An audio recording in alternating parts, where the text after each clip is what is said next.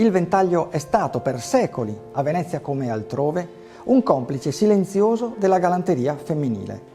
Strumento di invito, schermo per sguardi indesiderati, ebbe letteralmente un suo linguaggio di promessa, di incoraggiamento, di lode, di minaccia o di perdono.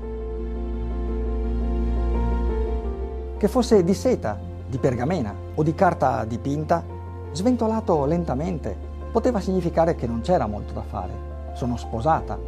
Un movimento rapido poteva invece significare che qualche speranza c'era. Sono solo fidanzata. Appoggiato sulla guancia destra poteva voler dire sì, mentre sulla sinistra era un sonoro, benché muto, no. Piccoli disegni sul palmo della mano? Ti odio.